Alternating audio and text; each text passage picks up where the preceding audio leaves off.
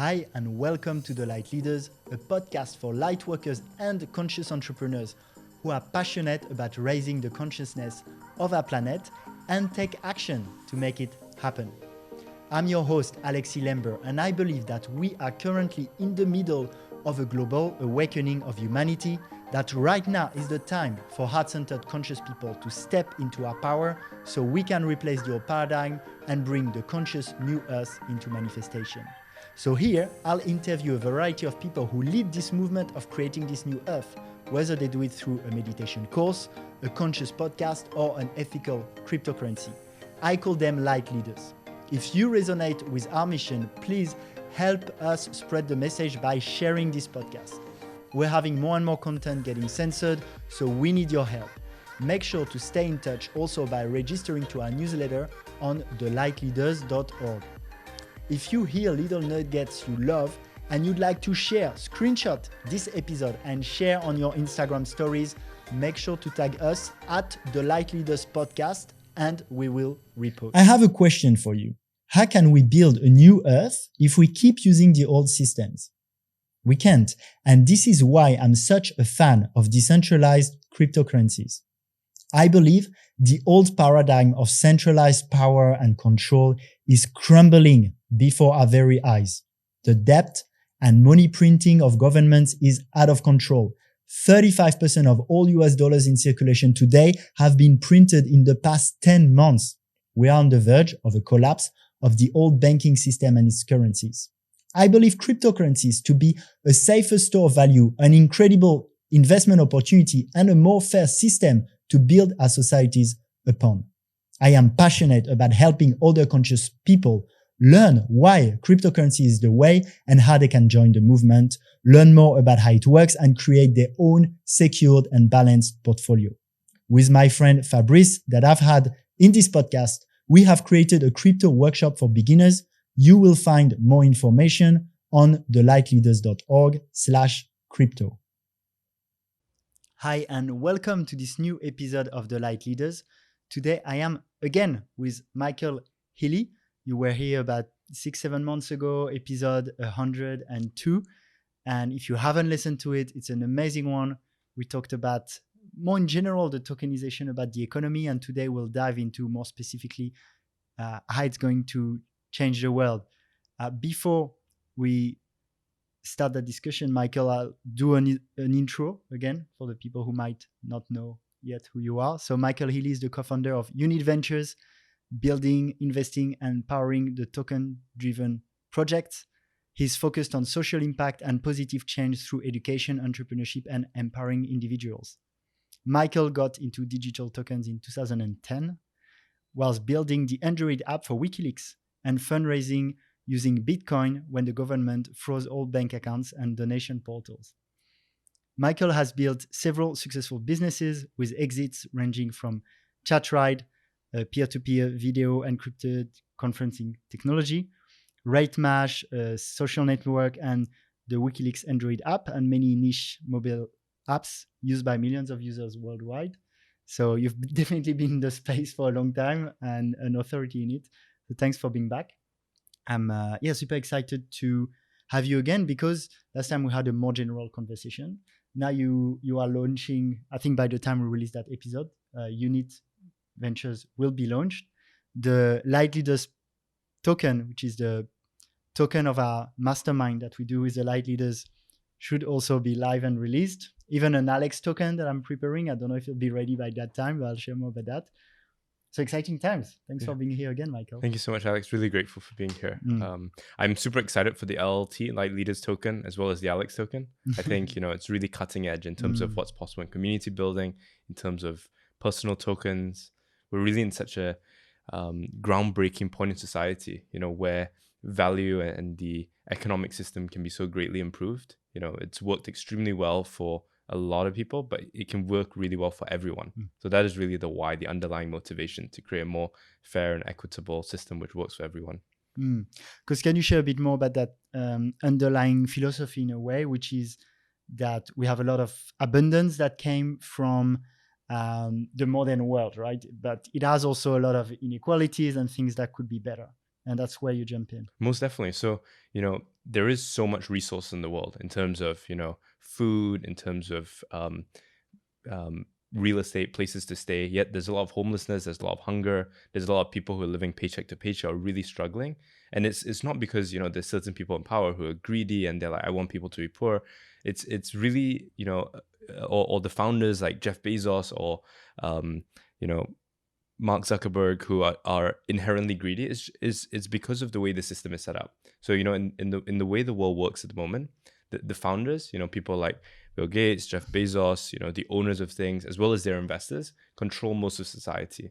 They start a company, they take some money from investors, and then this leaves the employees, who worked relentlessly and incredibly hard to make them successful, as well as the customers get no piece of the pie. So how we can create this more fair and equitable system is through the use of tokens. It basically allows value to flow around the economy much more freely and allows for value created to be distributed. So everyone gets a piece of the pie.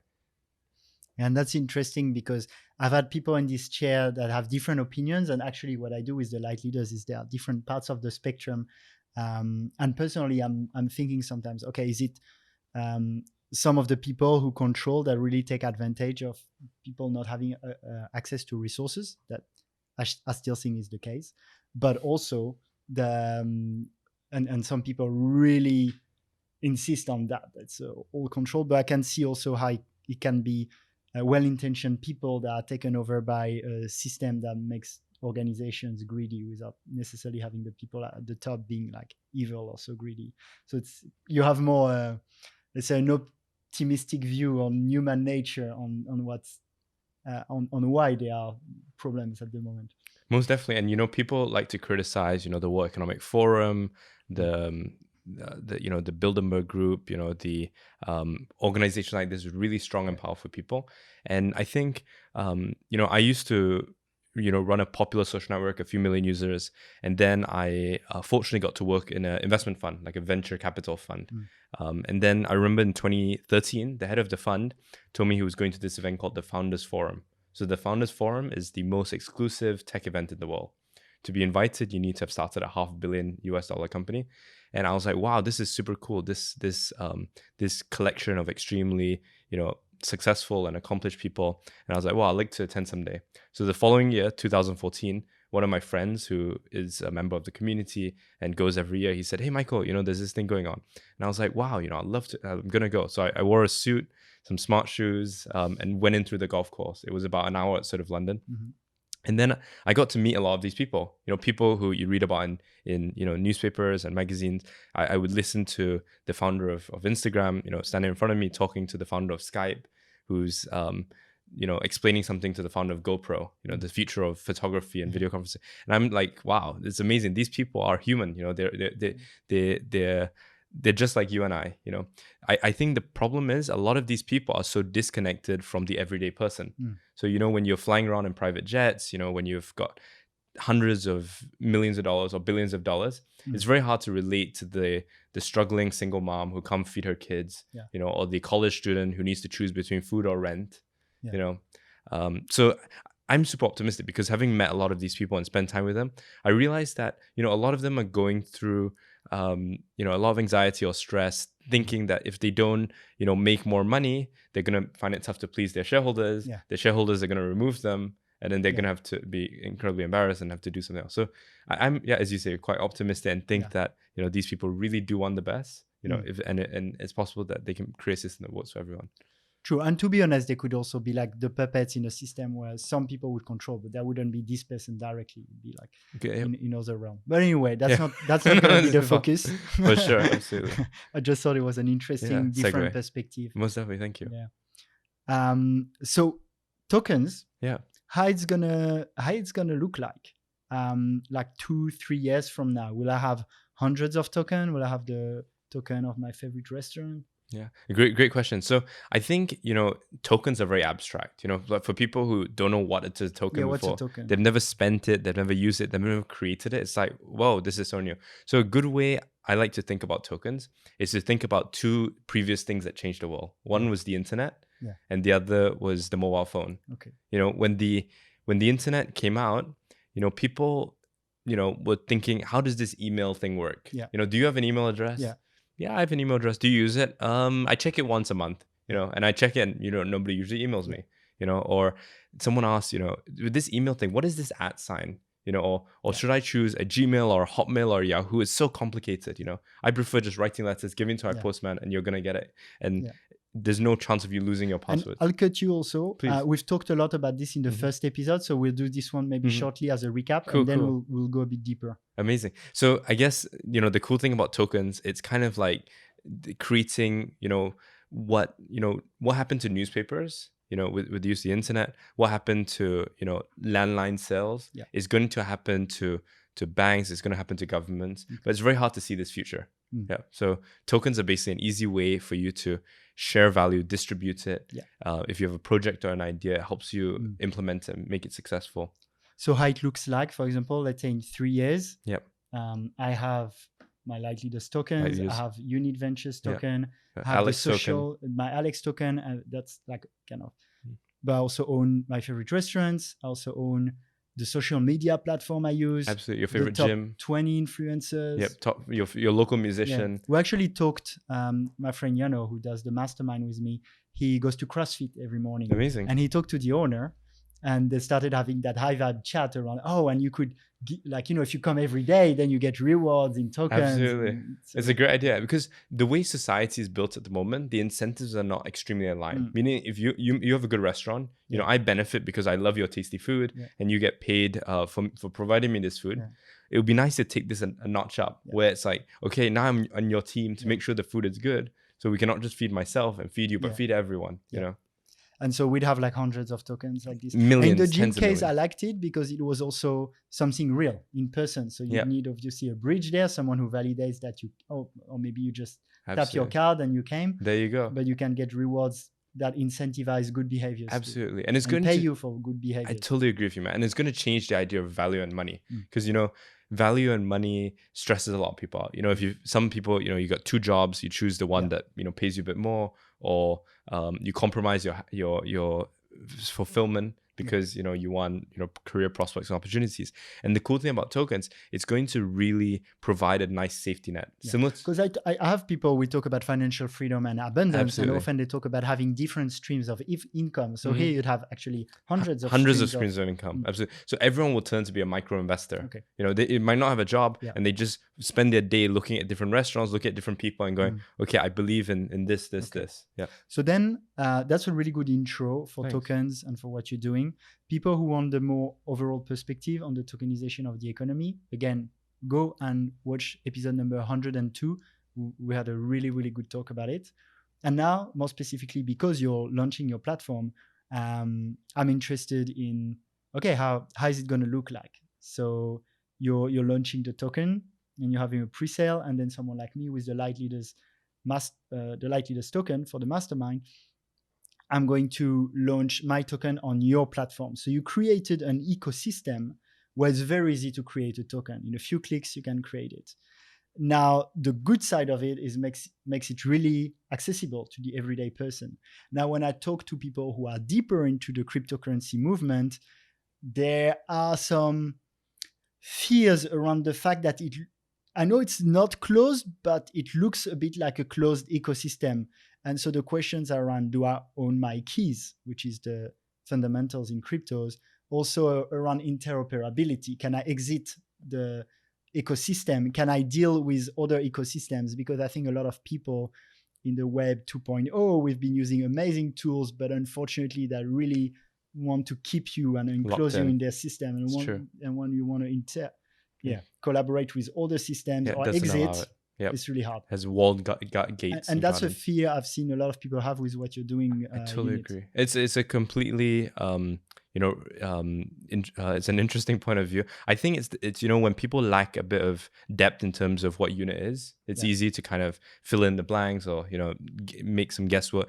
I suppose, what we're focused on is making sure that the token economy becomes a reality. Yeah. And in doing so, we want to make it such that there is no chance of this movement failing, and there is no chance for a centralized group to control people or change our values. So the way we've structured it is kept it very simple on the base layer and made it such that, we imagine a society where it's not going to matter which blockchain you issue it on. By default, it's going to be open. If it's closed or, there's wall gates, people just won't use it.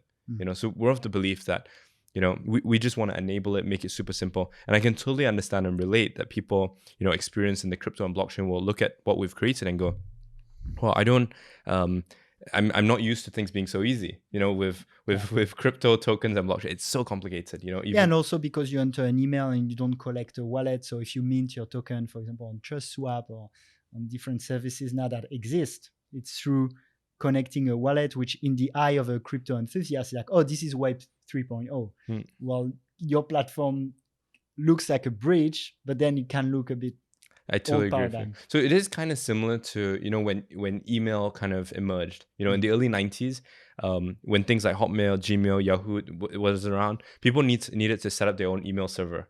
So if you wanted a company email, you couldn't now use a system which, helps you set up the email. You need to, physically set up a server. You need to connect it to the domain name service, and then your email will be up and running. It was extremely expensive. You needed to be technical. And then, things like Hotmail, Gmail, Yahoo launched, which made it super easy to use email. So now using crypto, using tokens, using the blockchain, people just use typically centralized exchanges, Binance, Coinbase, here in Indonesia use Indodex.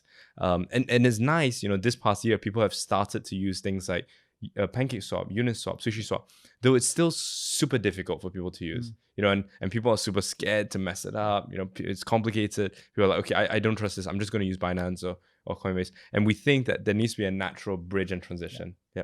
But we are totally convinced that everything will be decentralized. And we love the idea that people hold their own value because, we live in a world now where, if most people wake up tomorrow morning and their credit cards don't work, their banker doesn't pick up their phone or reply to emails, they didn't take out any cash. What do they do? Yeah, I have a friend who told me just in Ubud this morning, she wanted to go to the bank and she didn't have the V passport and they refused access. It's ridiculous, right? So having this, custody and self-sovereignty, I think is so, so important. And we're going to look back in this point in society and go, wow, I can't believe that, billions of people around the world didn't have this self-sovereignty. It's going to be like, now if you're, a 5-year-old, you kind of get spoon-fed, or 4-year, maybe 3-year-old. I think 5-7-year-olds maybe can feed themselves. And we're going to be like, wow, I can't believe that most of humanity, worked extremely hard for their money and they just gave it to this thing called a bank. And they earned, tokens issued by, the 190 governments that exist around the world. Yeah. And basically with the platform unit, now it still has quite a large degree on centralization, which is necessary often to launch things. And let's say people trust that you're decentralizing as you go.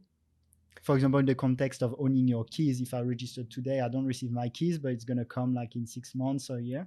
I would say in recent weeks, so behind the scenes, your keys are generated. And a lot of this complexity is happening behind the scenes.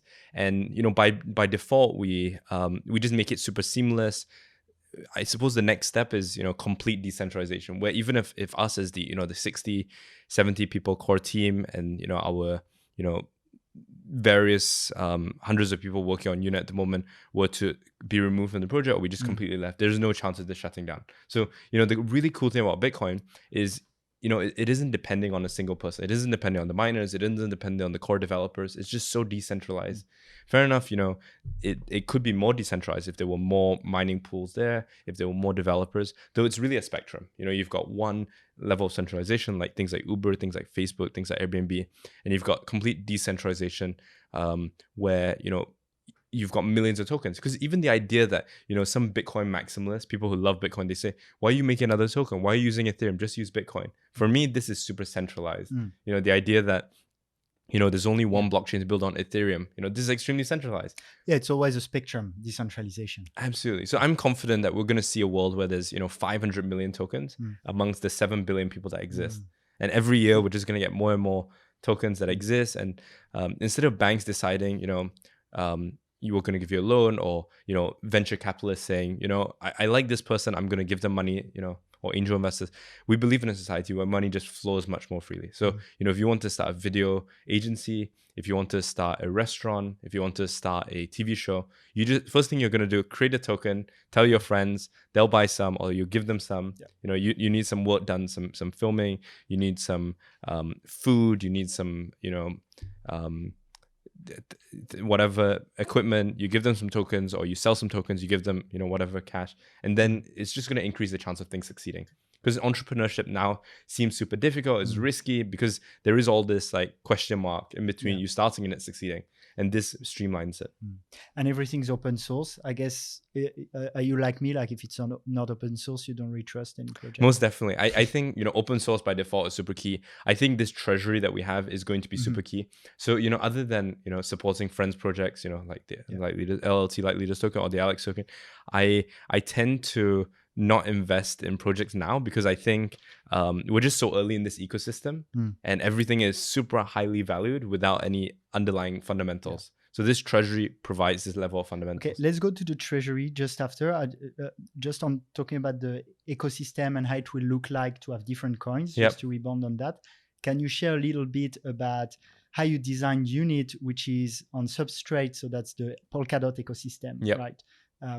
Polkadot not being live yet, and how this works, and also how you see interoperability develop as we go, because at the moment different blockchains, they are bridges, but it's not seamless. They work a bit in closed ecosystems. So that's why people are like, oh, it's better to use Solana, it's better to use the Ethereum network.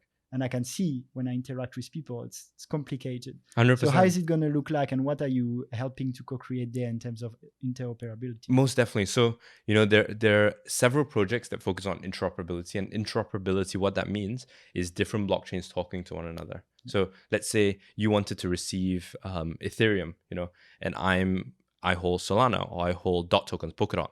I'll be able to send it to this thing called a relay chain, which bridges our transactions across. Because the way blockchains are built at the moment, they're very fragmented. You've got like one blockchain, you've got another blockchain. You need to send it to an exchange and trust them to send it back to you. Otherwise, you can't go between chains. The cool thing about Polkadot, it was started by the CTO of Ethereum, Gavin Wood. And he basically built Ethereum, he, like maybe 3 engineers built it, and it's been wildly successful. Vitalik started it in 2014. They launched it in 2015, and 6 years later, it's worth hundreds of billions of dollars. Right. Unfortunate thing is very few people actually use it. So if you look at the active usage, it's tens of thousands a day. Like for a multi-hundred billion dollar protocol, it's really embarrassing that tens of thousands of people use it a day. So really, what's next is Gavin, who's a friend, he basically stepped away from Ethereum and said, okay, how would I do this if I was to do it again? And he basically built this thing called Substrate and Polkadot. And Substrate is a blockchain builder. So if you wanted to build your own Ethereum, let's say if you had the Lightleaders blockchain, the Lightleaders chain, instead of building the entire blockchain yourself, which is kind of redundant or very complex, you can use this thing called Substrate, which is still not easy, but it's basically a bunch of tools and building blocks for building your own blockchain. And when you build on Substrate, it creates interoperability more easily between those chains built with Substrate? Good question. So you basically need to connect up to the relay chain, which is like the parent chain. So you can think of blockchains now as, if you're familiar with the word intranet, they're kind of like a closed off internet. Yeah. So if like this is the Solana internet, this is the Binance Smart Chain internet, this is the Ethereum internet, right? But it's not connected to the bigger internet. Is the intranet, sorry. These are all separate intranets. Yeah. And the cool thing about Polkadot, it basically creates this parent chain. It's called. And for the internet, that was the big revolution, really, to connect those different servers intranets. And intranets. Absolutely. So now people think, oh, it's too late with Bitcoin, it's too late with cryptocurrency, it's too late with blockchain. But the party hasn't started. Like this technology is going to change the world in ways that we can't even imagine. The internet, biggest company in the world now is technology companies, things like Netflix, things like Amazon, things like Facebook, things like Apple, and we think, wow, these are huge. Blockchain companies are going to be bigger than that. Bitcoin is at 10, 40, 50, 30 something thousand. I'm confident it's going to $50 million each, in the next 10, 15 years. And why that is The question is, what will you buy with $50 million at that point? is a good question. I think it would be a combination of, $50 million being worth less than $50 million is worth now, though it still will be very valuable. I think the inflation that we're going to see, so a house, let's say, if you want to buy a 1-bedroom house in Lisbon now, it's $500,000. I think it's going to become $2 million. So it'll go 4 times more expensive, 5 times more expensive. You get a plate of food, it's now, $7. I think it's going to cost $40, $50. Like when? I say this decade, in the next 5 to 10 years. I think, now so we're still quite high inflation, but nothing crazy. Nothing crazy, not like mass. Yeah, because you got to keep value in something. And there's still a lot of people who are transitioning to this new system. So it's kind of like, newspapers, they're still around. But when was the last time you physically had a newspaper, or magazine? It's a little bit more rare. Same with landlines. People do make phone calls. They don't just use things like, Telegram or WhatsApp or Signal. It does still exist, but it's definitely less relevant than it was before. Okay. Yeah. Okay. So that interoperability, you built it in with Unit. Yep. Most definitely. And what we're waiting for now is the Polkadot chain to go live. And it's, it was announced, the past few days, it's a matter of weeks away. It's not months, really? It's a matter of weeks. I thought it was more early 2020. Yeah. So the Polkadot Foundation, the Web3 Foundation, Polkadot Parity, they haven't given a specific date, because I suppose they don't want to be held to this. Though they announced this week, that's a matter of weeks, which I believe, because Kusama, has gone live with the parachains. And it's, Yeah, so then Unit wants to be a parachain. There's an auction system, but basically from that level, and there's often other possibilities, then you can interact with other chains in that ecosystem. Yeah. But that doesn't solve, for example, Unit with Ethereum, for example, or with Solana.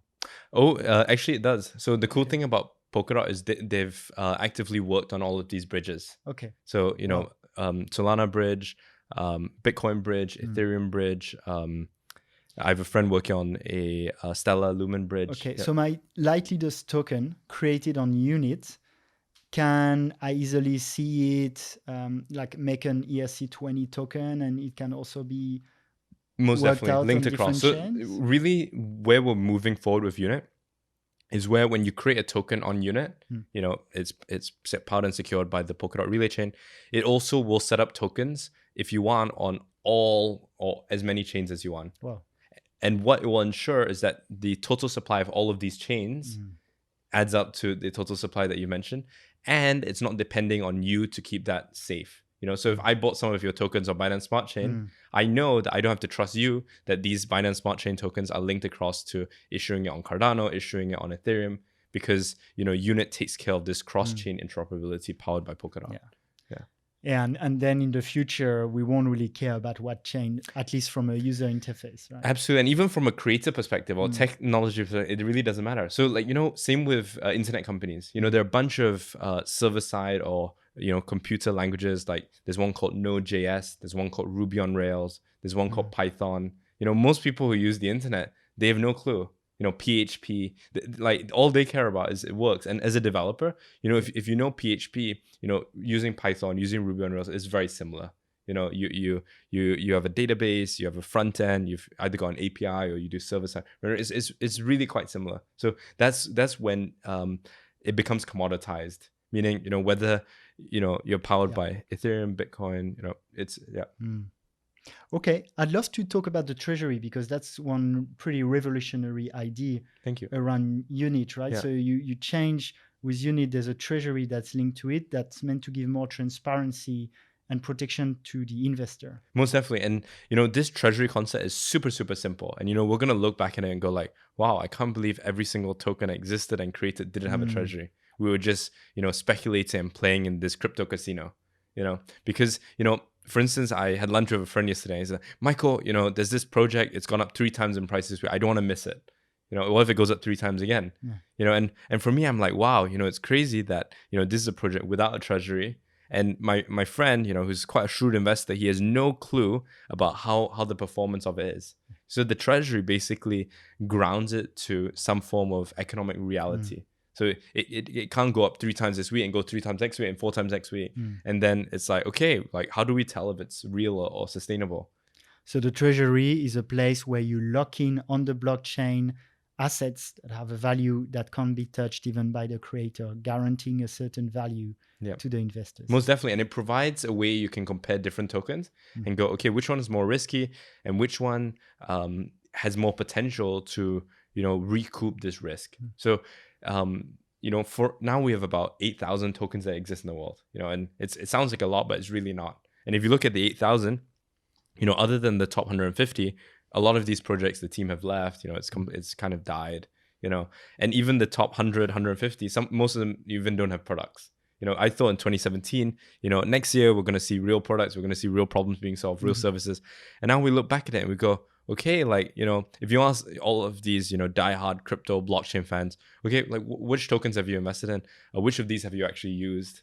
And if they've used, what is the amount of value created by each one? It's just so new and young. So it's kind of like, I was an early developer on the App Store and the Play Store for Android. And very few of these apps had a business model. It was kind of fun. It was just like, people made a fart app, which had, lots and lots of users, a torchlight app, lots and lots of users. And now the app ecosystem is so much more developed. We have about, 1.5, 2 million, 2.5 million apps. And, back when I started building apps, there were maybe several thousand apps. Yeah. So it's really come so far. And the problem with something like the Play Store, the App Store, it's controlled by, Google or Apple. It isn't a completely open ecosystem. And I'm really excited by, things like the blockchain, things like digital assets, is because it's permissionless. Yeah. The idea that anyone can do anything and the fact that it's trustless. So the idea that, if someone creates something, you have to potentially assume that they're a bad actor and they have to prove over time, and you can verify it, that they're a good actor. Yeah. So Google's motto was don't be evil. And the cool thing about the blockchain, the crypto space, and the digital asset economy, token economy, is that it's moving to where you can't be evil. Yeah, because it's just out there. And so that's what the treasury helps. And so you talked about, permissionless, trustless, also very transparent is the world of blockchain. And that's the same with the treasury you build. So you have a treasury you can touch, and you can also see the history. Absolutely. So you can project future cash flows in a more financial analysis way. And there's a bank also. So this is something people can touch. They have leaders, they have flows, but at least it's transparent. Absolutely. And if someone wants to put none of their funds into the treasury and keep it in the bank, it's okay. It's just clear. Yeah. You know what I mean? And this level of clarity and transparency is so important, because if it's not there, then people just have to assume, they have to guess, they have to kind of think maybe this, maybe that. And the cool thing about this is just very clear. If a project is losing money every month, it's got no chance of profitability, and people still want to support it, that's okay. Just provide that level of clarity. Yeah, and what you mentioned to me is there's a floor value based on the treasury that can be guaranteed and redeemed for any time. And then there will be a speculative value also that sits on top of it if there's a potential for future success.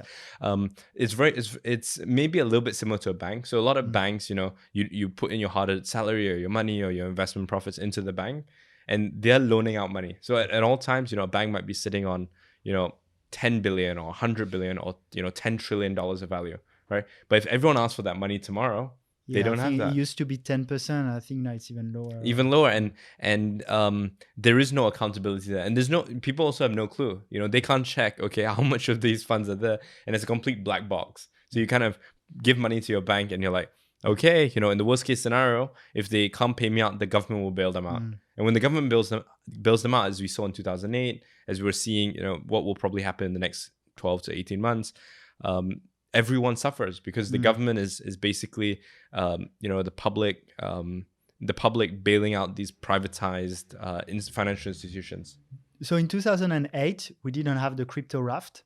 Do you feel if that happens again at a bigger scale, which is pretty likely, as you said, next 12 to 18 months, do you think that's going to be a major transition to cryptos? I think so. I think it's going to take another big crash. So the issue with the crypto, blockchain, and digital asset space is it's not ready. Yeah. Like the tools are not there yet. The scalability is not there. Things like Ethereum can't handle that many transactions a second.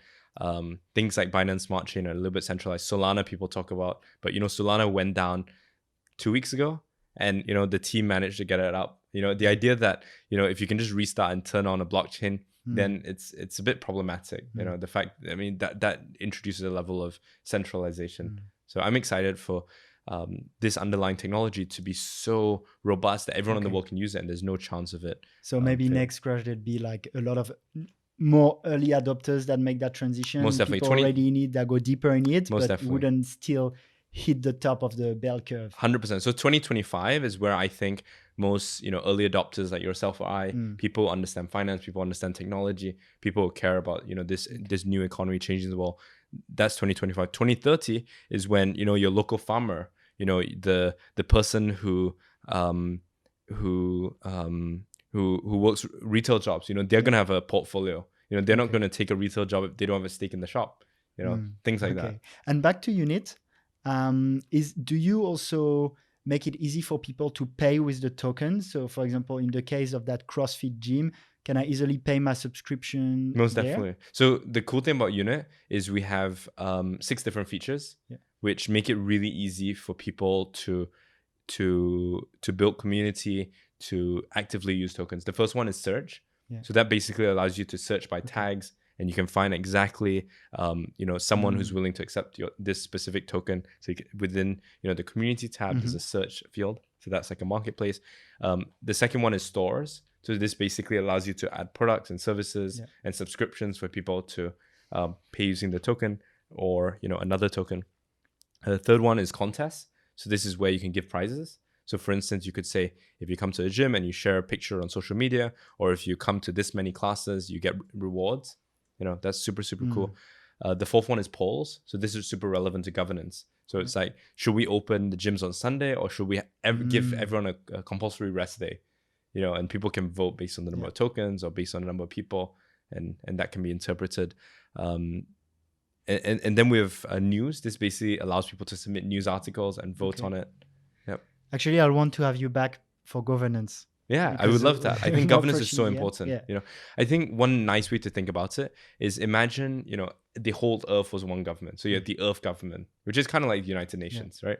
Or the greater powers. And then you move it to the right, you've got continent states, things like United States, things like China, things like ASEAN, or Southeast Asia, Association of Southeast Asian Nations. And then you move a bit to the other side, you've got things like Indonesia, you've got things like Thailand, you've got things like United Kingdom, South Africa. And you move a bit to the other side, you've got Singapore, Monaco, the Vatican City. You've got this idea of city nation states. And then I'm excited for even moving to the other side, where you've got neighborhoods, and then you've got towns, you've got buildings, and then you've got individual businesses. We'll do another one because that's a big topic. But with Unit, you can already see how many tokens people have when they vote, so it can help also. It's not perfect because then you don't want just the rich people to the invested people, let's say, to have a voice, but that helps also in the weighted view of it. Most definitely. So this is radical transparency.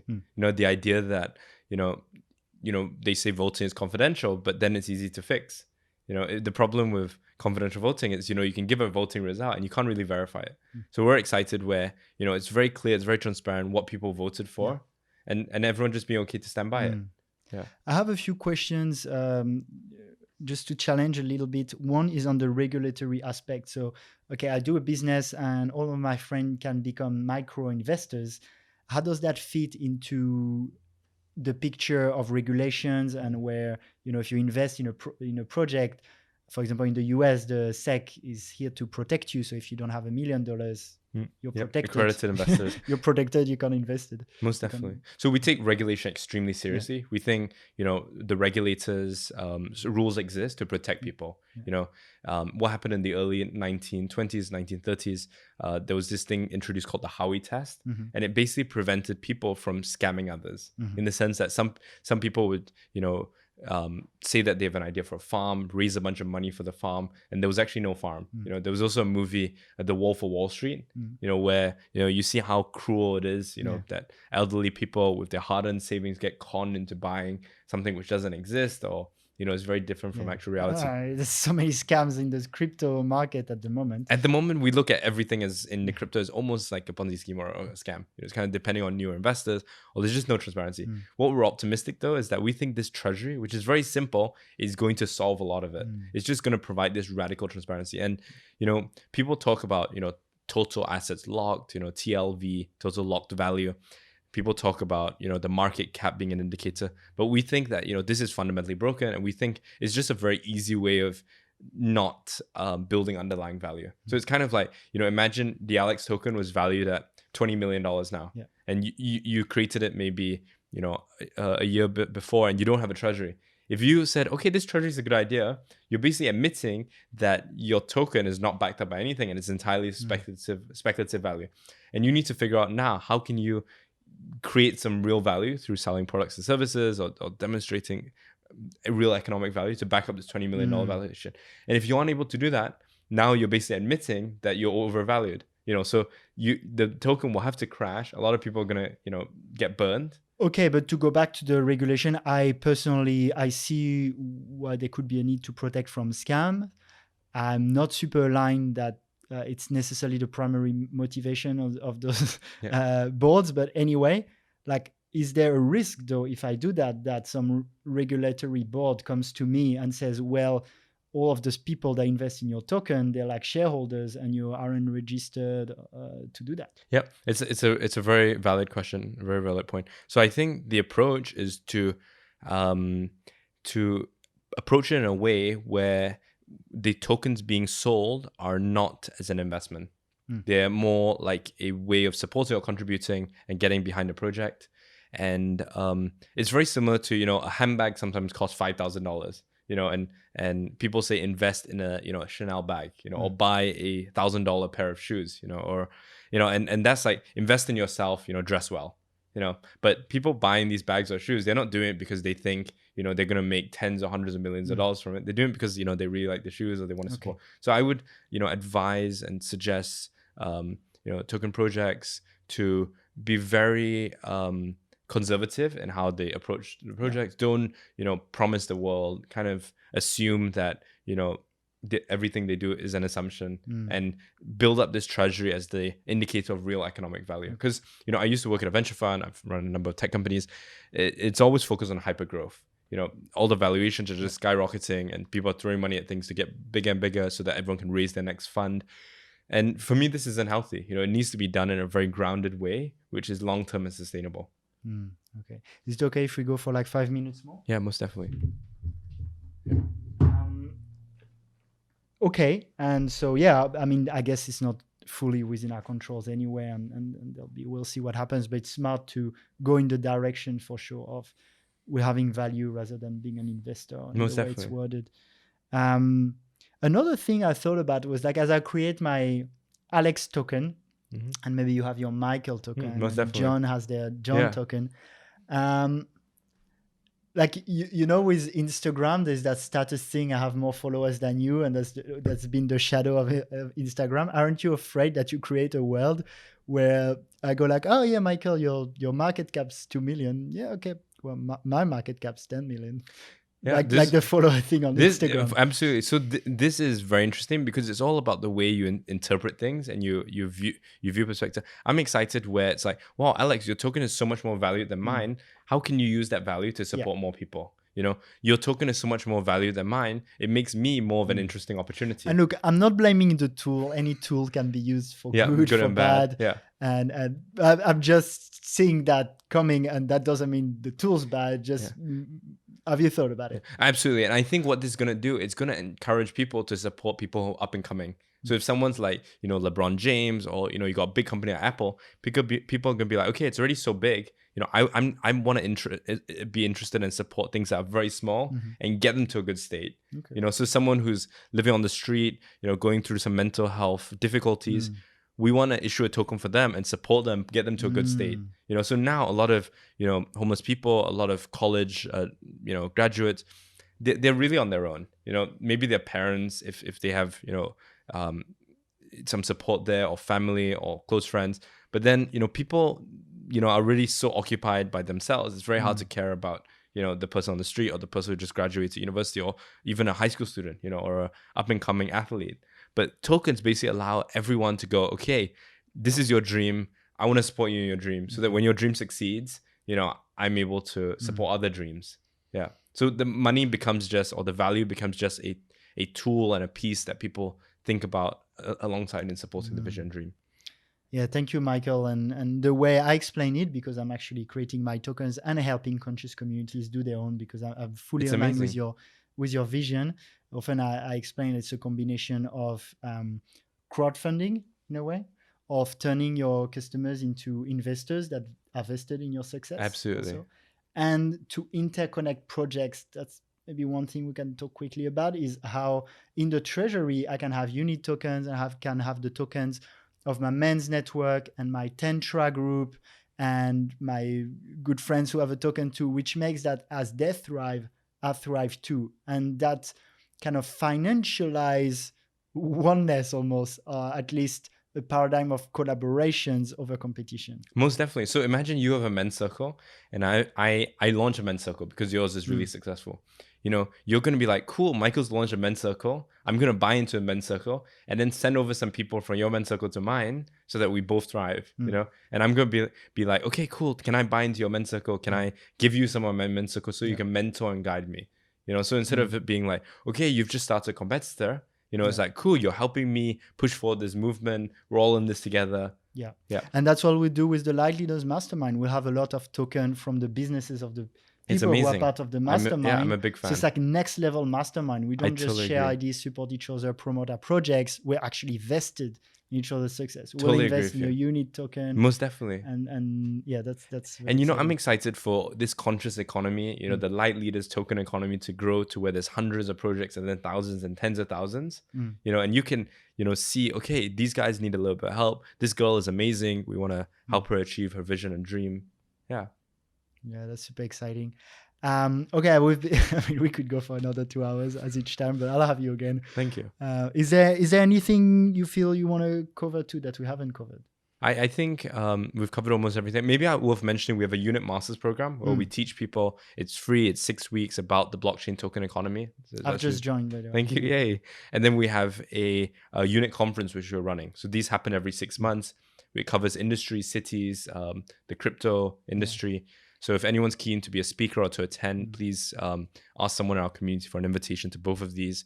Really looking you're forward. doing that whole ecosystem also, Most which definitely. I really like around. Thank you. Thank you so much, Michael. And I'll put a link if people want to create their own token. Most definitely. Thank you. And if you have a last word, also can people follow you to start with? And a last word for the listener, feel free to Most share. definitely. Yep. So please reach out. Join our group on Telegram. It's at Unit Global, or on Instagram, Michael Healy CO, MICHAEL HEALYCO. Feel free to reach out. You know, I'd love to support, invest, get behind, mentor whoever's interested to create a token, and really excited for the LLT token as well as the ALEX token. Yeah, and the people in the mastermind also, we have a Discord group where you're part of it too. Most So definitely. sometimes you give great answers there, and we Most did definitely. live Q&As with you. So thank you so much for your time, twice on the podcast, twice to the Lightleaders Mastermind, extra calls. Thank you so much, Michael. Cheers, man. Thank you for taking some of your precious time to listen to this podcast. If you stayed until the end, I assume it was insightful. So if you like this podcast, please share with friends. Remember that if you tag us in your Instagram story at the Lightleaders Podcast, we will repost. Tell us what you've learned.